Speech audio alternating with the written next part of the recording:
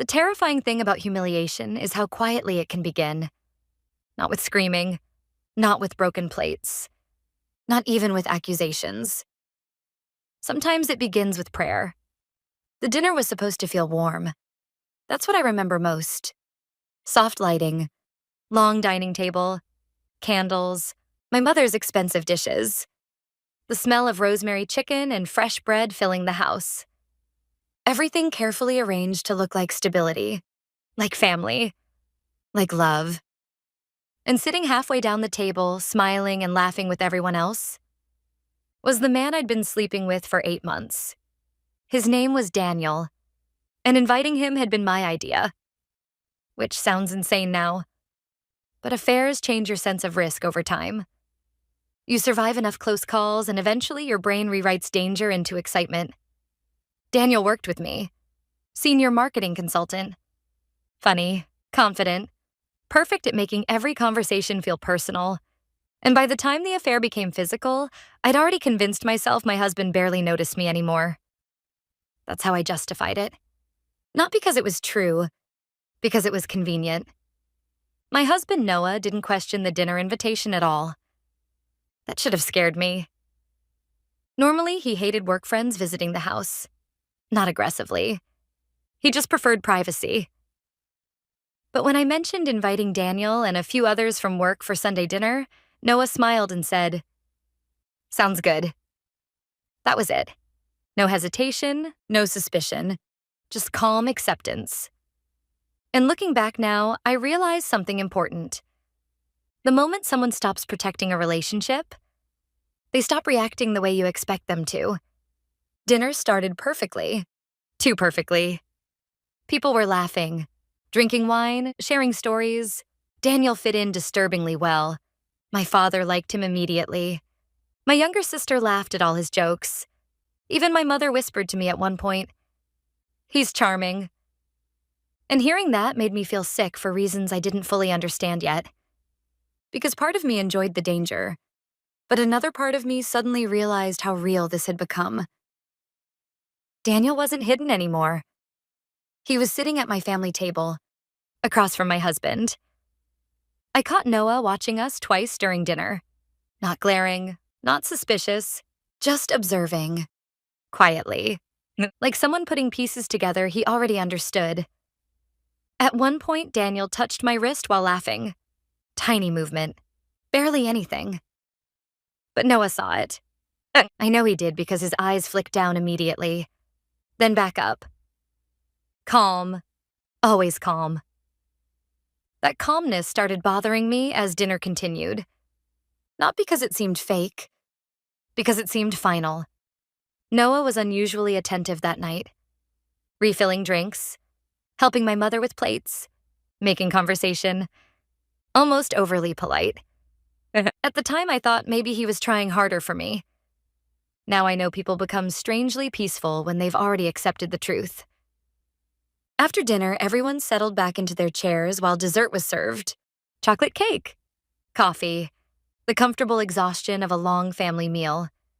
And then my father asked Noah to say grace before dessert. That was normal. Noah always handled grace during family dinners. Short, respectful, predictable. I remember reaching for my wine glass right before everyone joined hands, and I remember Daniel avoiding my eyes for some reason. Like instinct had finally reached him before it reached me. Noah stood slowly, smiled softly, then bowed his head.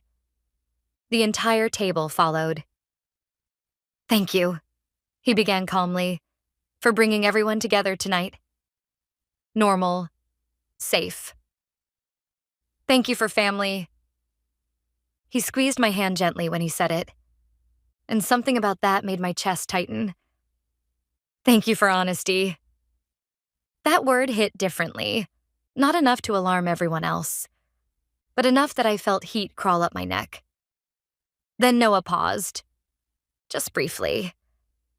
And when he spoke again, his voice stayed perfectly steady. And finally, another pause. Small, controlled. "I'd like to thank Daniel."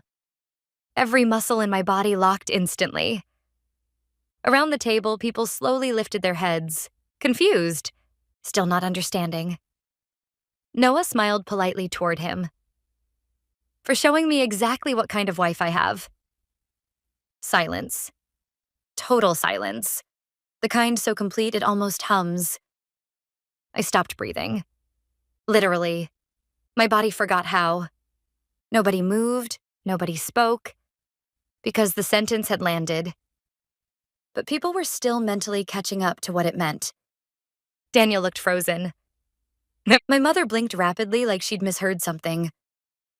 My father stared directly at Noah, waiting, hoping, praying there was another explanation coming. There wasn't. Noah released my hand slowly, then took a sip of water like he'd simply finished a normal prayer.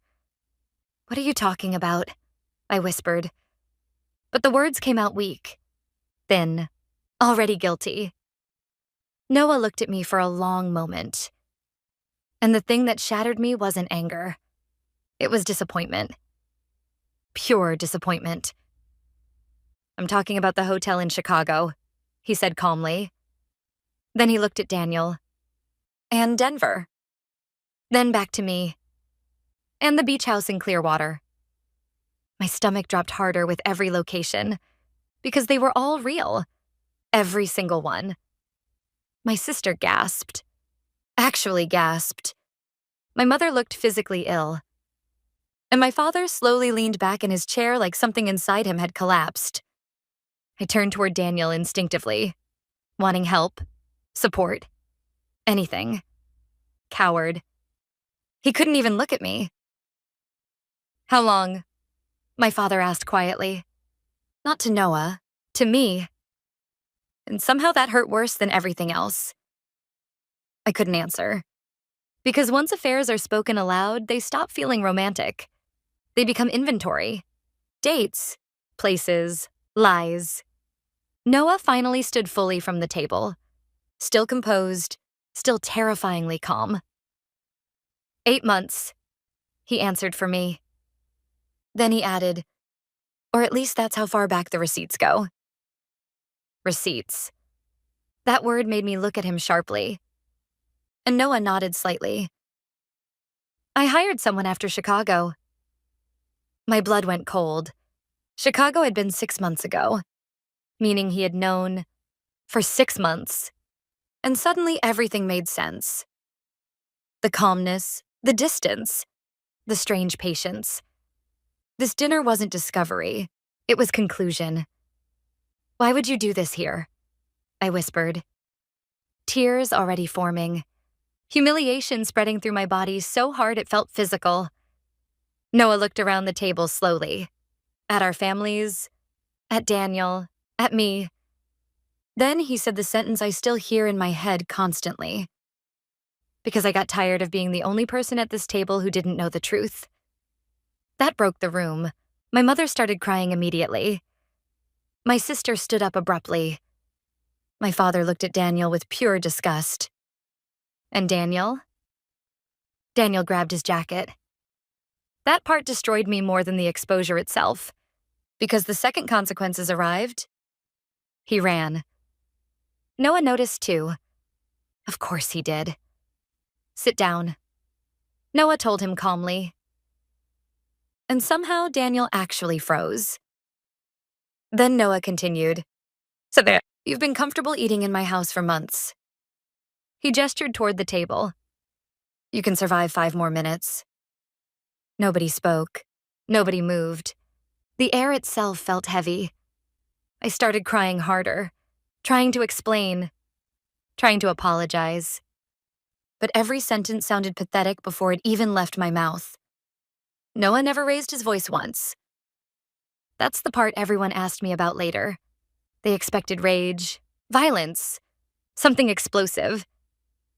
But controlled pain is much harder to survive than anger, because anger burns quickly. This had been prepared carefully. Noah reached into the cabinet beside the dining room, pulled out a folder, and set it gently on the table in front of me. Photos, hotel receipts, printed messages, phone logs, organized perfectly. My father wouldn't even look at me anymore. I was going to wait until after dessert, Noah said quietly. But honestly, he looked toward Daniel. I didn't think he deserved cake. My sister actually laughed once. Sharp, uncomfortable. Then immediately covered her mouth, because the situation had become surreal.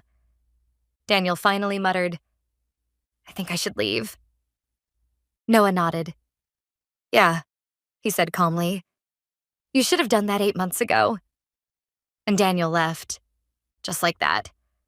Walked straight out the front door without even looking back at me. The silence afterward felt endless. Then Noah finally looked at me one last time and said, "The divorce papers are already filed." Not going to be filed. Already filed.